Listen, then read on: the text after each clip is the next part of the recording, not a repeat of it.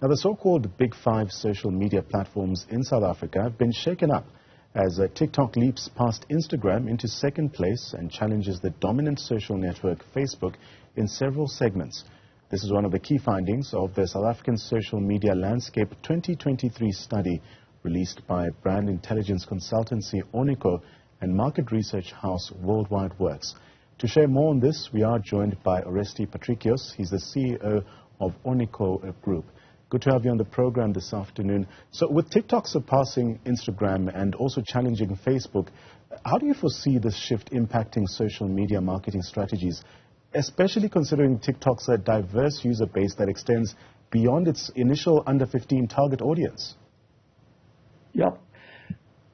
I think there's a lot of shake-ups that are actually happening within the actual social media space. We've seen the big shake-up with Elon Musk and the changes that he's done to Twitter, X, Twitter.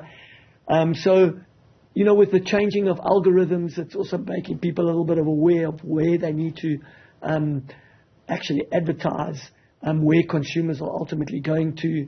But the reality is the study showed that huge increase in TikTok. But remember that the study was conducted by TGR East Africa, and it's a study of over 15-year-olds. So there was a huge rise in TikTok. But remember that there's a lot of under 15-year-olds that actually weren't even surveyed that are actually on TikTok at the end of the day. So I think in the future, I think TikTok will even be a stronger contender going forward. I also think things like Facebook have really plateaued, although Facebook is still really without a doubt the big gorilla in the room still. TikTok has decreased dramatically because of the shenanigans of Elon Musk. And I think from a business-to-business perspective, no doubt that LinkedIn is really playing a huge role within that space. And I think because I also think brands don't have as much money as they had before, so they need to find where the consumers are and which are the platforms that are growing. So that's where they'll start advertising and playing within that space. Oresti, I want us to also assess the correlation between social media platforms' popularity and also the highly active users. How do you interpret this relationship, and what implications does it have for brands looking to engage with their audience effectively? Well, the study actually showed some very interesting insights. So things like Facebook, let's say, for instance, their users were specifically from KZN, Mpumalanga, and Limpopo. I mean, that was the top demographics within that. Whereas something like Instagram was KZN, Gauteng, and Western Cape.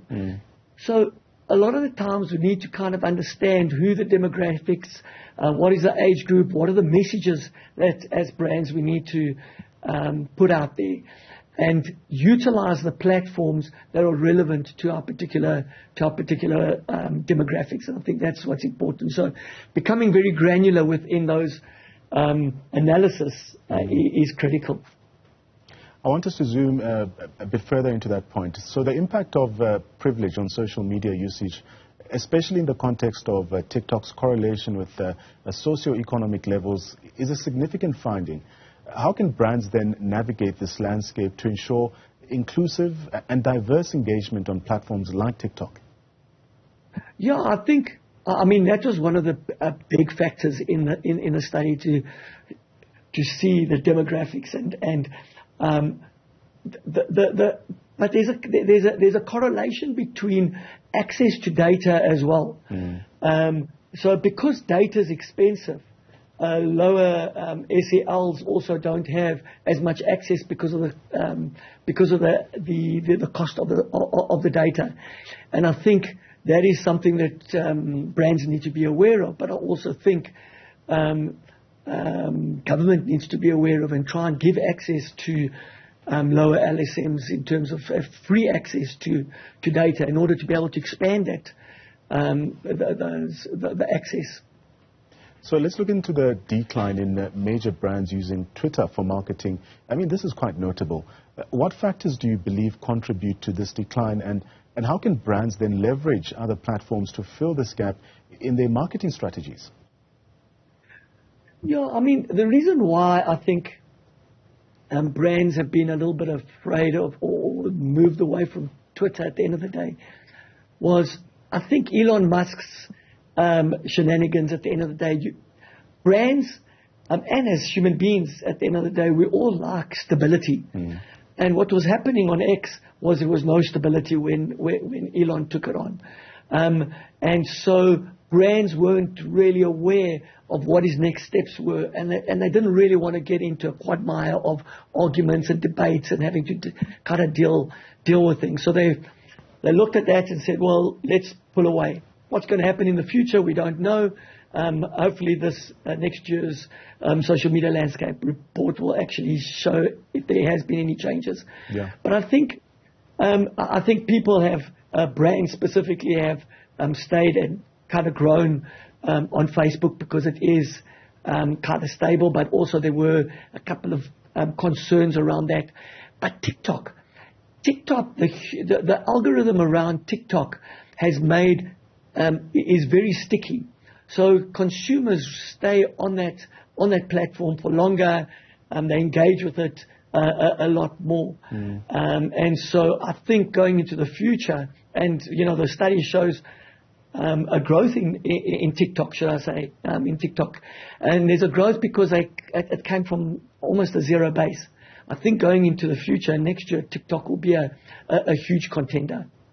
So the industry survey also indicates a rise in the proportion of companies using social media to lower the cost of communications. Let's speak about how brands, how they can balance cost effectiveness with also maintaining a strong and authentic online presence.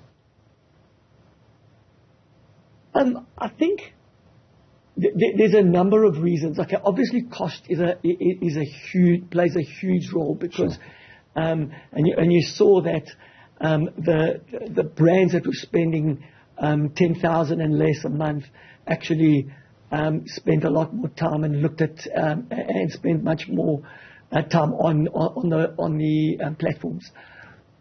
But I don't only think it's because of the cost, and I think that does play a big role. But I think also because of the measurability of these platforms, it's much easier to set goals and see if those goals are actually achieved. To be able to look at engagement, where it is a lot more difficult to do that on television and radio and some of the other traditional platforms. So I think in order to be able to make sure and be able to report back to the C-suite, you need to have a set of objectives. And with social media, it's so much easier to say, these are my particular objectives, and you can measure them much easier on those social media platforms.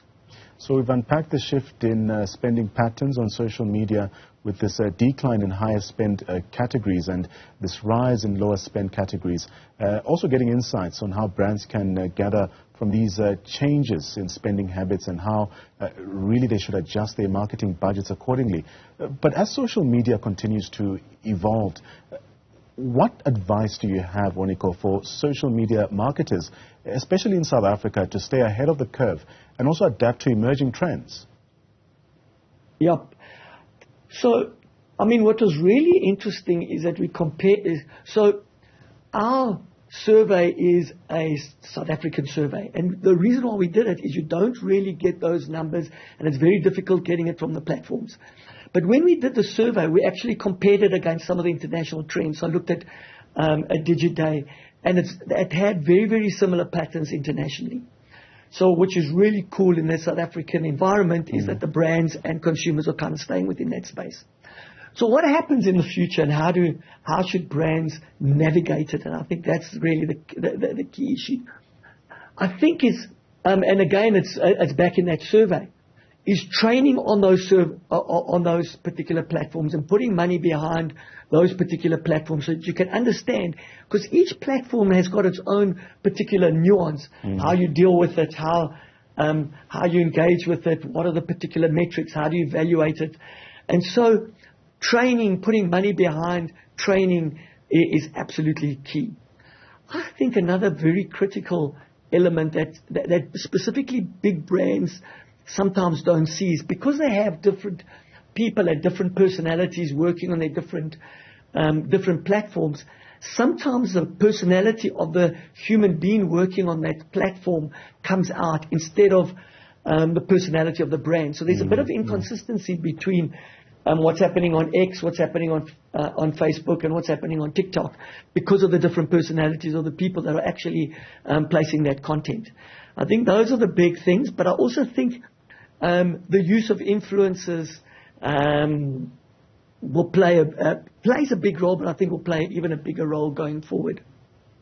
Oresti, as we wrap up our conversation and also looking beyond the current landscape, what do you envision as the next frontier for social media marketing in the country? And how can brands then prepare for the future of digital engagement? Yeah, I mean, I think the big thing, I think, is they need to get a lot more granular. Because of what I said earlier, in that there's demographics, there are differences. So what a brand always does is it wants to increase revenue. That's what it wants to ultimately do. But in order to be able to find that revenue, it needs to find which is their segment. And the different platforms have different segments. It has different usages. So really what brands need to look at going forward is what is the objective of that particular campaign? Who is the segment that they're looking at? And be able to have a set of objectives, smart objectives, in order to be able to measure and evaluate that they're actually really reaching those objectives. It also gives them a much better return on investment and be able to, again, go back to the C-suite and say, listen, guys, we can actually measure this much, much better and be able to get more money to be able to put into those, into the platforms. Oresti, thank you so much for your time as we conclude our insightful discussion with Oresti Patricios. He's the CEO at Ornico Group